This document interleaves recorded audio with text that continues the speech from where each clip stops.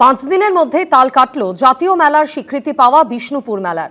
অভিনেতা জিতের অনুষ্ঠান ঘিরে চরম বিশৃঙ্খলা, ভিড় সামলাতে গিয়ে রীতিমতো নাকানি চোবানি খেতে হয় পুলিশকে। স্থানীয় সূত্রে খবর, গতকাল মেলায় চিত্র তারকা জিতের অনুষ্ঠানের শুরুতেই ধাক্কাধাক্কির পরিস্থিতি হয়। কিছুক্ষণের মধ্যেই কার্যত রণক্ষেত্রের চেহারা নেয় মেলা প্রাঙ্গণ। ভিড়ের চাপে ভেঙে পড়ে মঞ্চের সামনে থাকা ব্যারিকেডও। দর্শকদের একাংশের বিরুদ্ধে ভাঙচুর চালানোর অভিযোগ। পরে পুলিশ বাহিনী গিয়ে পরিস্থিতি সামাল দেয়। মেলায় ভাঙচুরের অভিযোগে পাকড়াও করা হয়েছে বেশ কয়েকজনকে। গত পরশু বিষ্ণুপুর মেলায় অভিনেতা জিতের অনুষ্ঠানকে কেন্দ্র করে চরম বিশৃঙ্খলার পরিস্থিতির সৃষ্টি হয়।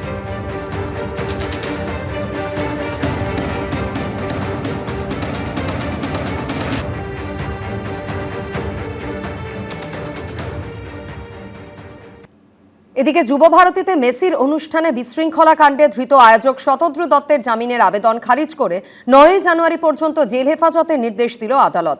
প্রয়োজনে জেলে গিয়ে তাকে জেরা করতে পারবেন তদন্তকারী আধিকারিকরা।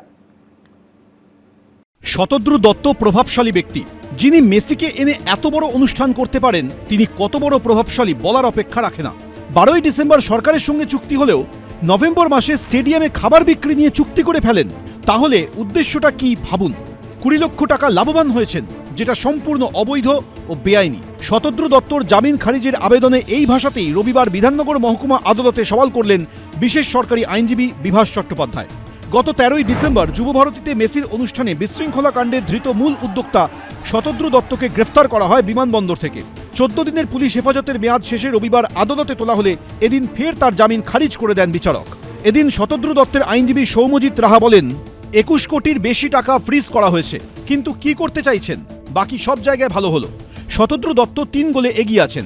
বিশেষ সরকারি আইনজীবী বিভাস চট্টোপাধ্যায় বলেন, 3 গোল খেয়ে গেছেন। 3টি জায়গায় ইভেন্ট ম্যানেজমেন্ট লোক রাখলেন, কিন্তু এখানে রাখলেন না কেন? ওনারা আজকে খুব প্রেস করেছিলেন বেলের জন্য, ওনাদের শারীরিক প্রবলেম ইত্যাদি ইত্যাদি বিভিন্ন কারণে। কোর্ট পুরো মেরিট দেখে বিচার করে বেল রিজেক্ট করেছে। মানুষ যারা টিকিট কেটেছে কষ্ট করে, তাদের টাকাগুলো সব মিলিয়ে আমাদের সরকারি সম্পত্তি ধ্বংস মিলিয়ে তো প্রায় মোর দ্যান 22 crore সমস্ত ব্যাঙ্ক অ্যাকাউন্ট ফ্রিজ করা হয়েছে। ওনার ইন্টেনশনটা কী ছিল, যে এটা সিভিল ইন্টেনশন না ক্রিমিনাল ইন্টেনশন? আমি বলবো যাবতীয় পারমিশন একটা বড় অর্গানাইজ করতে, প্রোগ্রাম অর্গানাইজ করতে যা যা পারমিশন দরকার, যেখান থেকে পারমিশন নেওয়া দরকার, তাদের প্রত্যেকের কাছ থেকে আমার পারমিশন নেওয়া হয়েছে। আমরা তদন্ত নিয়ে খুশি নয়, কারণ হচ্ছে যে এমন কোনো প্রমাণ এখনো পর্যন্ত পুলিশ আনতে পারেনি যাতে করে আঙুল দিয়ে দেখিয়ে দেওয়া যায় যে আমার মক্কেল দোষী। শুনানিতে শতদ্রু দত্তর আইনজীবী জামিনের পক্ষে সওয়াল করে বলেন, 7ই নভেম্বর বিধাননগর পুলিশ অনুষ্ঠানের অনুমতি দেয়। পুলিশ কমিশনারের থেকেও এনওসি পাওয়া গিয়েছিল। ভিড় ম্যানেজমেন্ট, ট্রাফিক কন্ট্রোল এগুলো পুলিশের দায়িত্বে ছিল, কিন্তু যা হলো তাতে তদন্ত প্রয়োজন। এই গ্রেফতারি বৈধ নয়। টিকিটের শর্ত ও নিয়মাবলী যা দেওয়া হয়েছিল কোনোটাই ভাঙা হয়নি। জেড ক্যাটেগরি সিকিউরিটি দেওয়া হয়েছিল মেসিকে। ভারতের অন্য জায়গায় অনুষ্ঠান সুষ্ঠুভাবে হয়েছে। তদন্ত তথ্যভিত্তিক হোক, মন খারাপের ওপরে নয়। শতদ্রু দত্তের মেডিকেল ইস্যু আছে। জামিনের আবেদন করছি। পরনে কালো রঙের সোয়েটশার্ট এবং ট্রাউজার, মুখে সাদা মাস্ক, মাথায় কালো রঙের টুপি আর ডান হাতে গীতা। এভাবেই এদিন বিধাননগর মহকুমা আদালতে ঢোকেন ধৃত শতদ্রু দত্ত।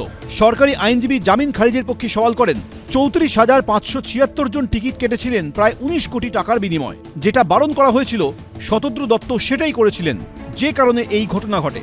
যেসব ধারা আছে এই মামলায়, তাতে 10 বছর থেকে যাবজ্জীবন সাজা হতে পারে।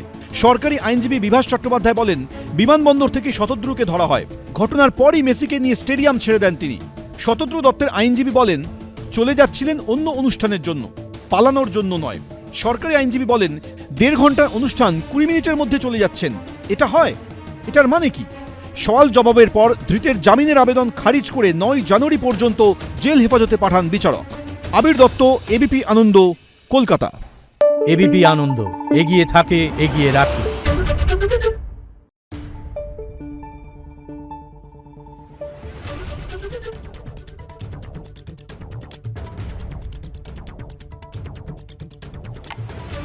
Thank you.